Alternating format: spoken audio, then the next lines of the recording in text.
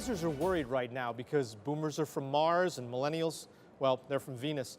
But what can advisors do to reach these investors better? Joined by a pair of people working on a book on just this topic, Mark Matson, his daughter, Amanda Lawson. Thank you both so much for taking some time to talk to us today. Glad to be here. Excellent. Amanda, tell me, what inspired you guys to work on a book like this right now? Well, there's a lot in the media right now about millennials, and I kept reading things thinking none of this is positive, and a lot about millennials and investing, and again, not so positive. So I wanted to be able to reach millennials on a gut level. So coming from a millennial, I thought it might be nice to kind of get the message out there that, look, we might not be really similar to boomers, we might have our differences, but at the same time, we want the same things and we want financial security just the same.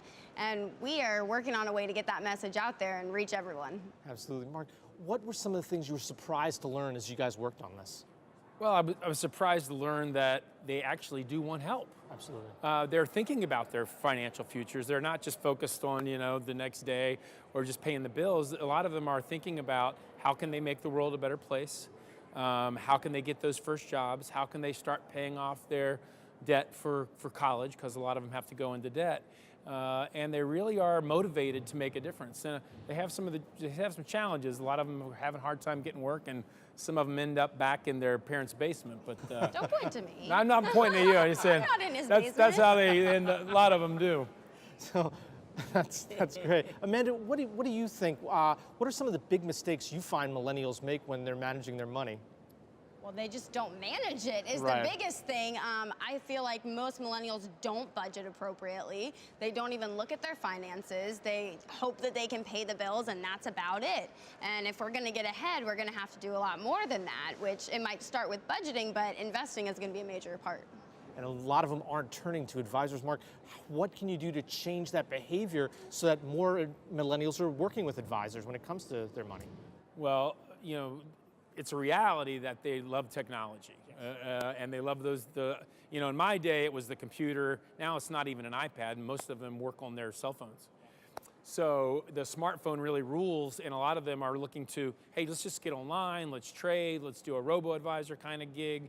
The problem is we found through behavior that that's almost a guaranteed way of losing money.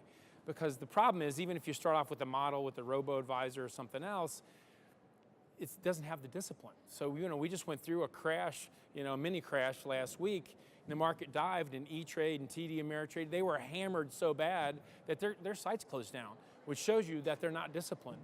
When they buy investments, they panic, and a computer is not going to stop you from panicking. So that's number one. They're turning to a technology that's really not going to make it that much easier, and they don't know how to save and invest and think about the future. So those are some challenges they're facing. Amanda, what advice would you give to advisors? The first thing they should do if they want to reach more millennials and get more millennials as clients? I would say meet them where they are. Don't criticize them or tell them, oh, you should be coming to me. Go to them. I mean, we're all over social media, and it's a great way to network if you want to get millennials, because we post something, all 500 of our friends are going to see it and wonder what it's about. So I would say get on social media and know how to do it well. Is that something you guys are already doing, Mark, in terms of social media with millennials? We've been into social media for a long time. Absolutely. I think that one of the aspects of it is really not a millennial problem, it's really a family problem. I think the media likes to say, okay, they're millennials. Really, they're not just millennials, they're our kids and they're our grandkids. And I think families need to get involved and start talking about budgeting and getting jobs and finances and what is really prudent investing, because millennials really do respect the opinion of their parents, but a lot of us have a no-talk rule where parents aren't really talking to their kids about these important issues. So I want to see families start to attack this issue, not just millennial issue. Well, it sounds like there's a real disconnect there, but I think this book, The Millennial Initiative, is going to do a lot of good for advisors. Mark Matson, Amanda Lawson, thank you so much for joining us today. Thank you. For Investment News, I'm Matt Ackerman.